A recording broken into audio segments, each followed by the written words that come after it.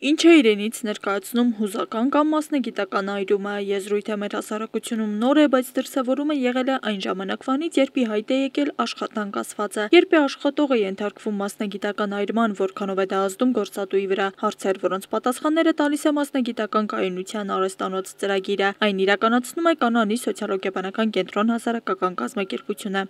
Մեր կազմակերպությունը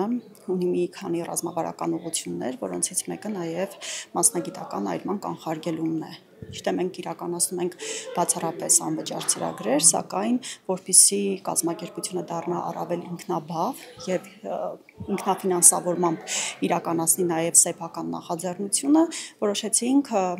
ստեղծել նաև մասնագիտական կայունության արհեստանոց նախաձեռնությունը եւ հոգեբանի աջակցությամբ ստեղծել ենք վճարովի ծառայությունների փաթեթ, մասնավորապես մարդ-մարդ համակարգում աշխատող մասնագետների համար։ Դրսևորումները տարբեր են լինում, ֆիզիկական դրսևորումներից մինչև հոգեհուզական դրսևորումներ, օրինակ ընդհանուր թուլություն կարող է լինել, գլխացավեր հաճախակի, սրտխփոսներ եւ այլն, հուզական առումով կարող է լինել մոտիվացիայի անկում, կարող է լինել ստրեսային ինչ-որ իրավիճակներ, անդադար կրկնվող տխրության զգացում, տագնապներ եւ այլն, ամենատարբեր ձևերով կարող է դրսևորվել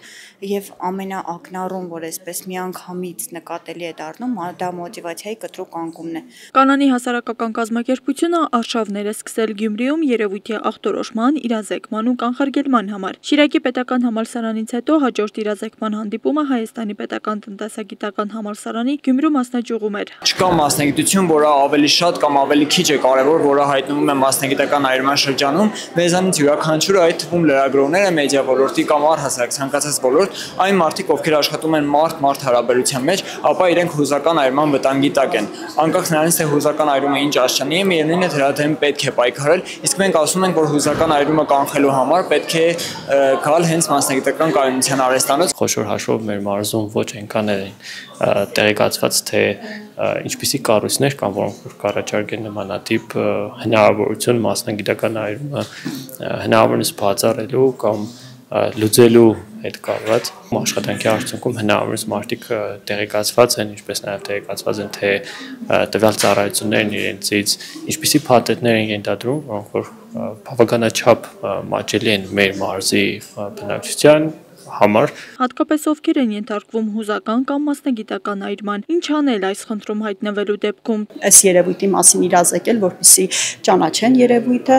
հնարավորություն տանք նաև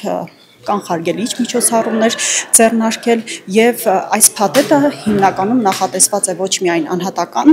դիմելու համար, այլ նաեւ կարող են կազմակերպությունները որոշել եւ իրենց կազմակերպության համար այս տրեյնինգները անցկացնել։ Իրականում կան կոնկրետ գործոններ, որոնք ազդում են, որպեսզի մասնագիտական այրումը ավելի արագ եւ ավելի շուտ սկսվի։ Եթե մենք փորձենք մարդկանց ներկայացնել, թե որոնք են այդ գործոնները, ինչպես կարելի է ճիշտ կենսակերպի կառավարման, մատուցման առումով կանխարգելել դրանք, կփորձենք նաև եւ կկարողանանք նաև մասնագիտական այրումը կանխարգելել որոշակի առումով։ Նշենք, որ ծրագիրը գործում է ամբողջ Հայաստանի համար, իրազեկման առցանց հանդիպումներ կնախատեսվեն մյուս մարզերի համար ևս։ Ծրագիրն իր բնույթով անժամկետ է։ Աստղիկ Խաչատրյան, Խանովանիսյան, Հայկ Գաբրելյան այսօր։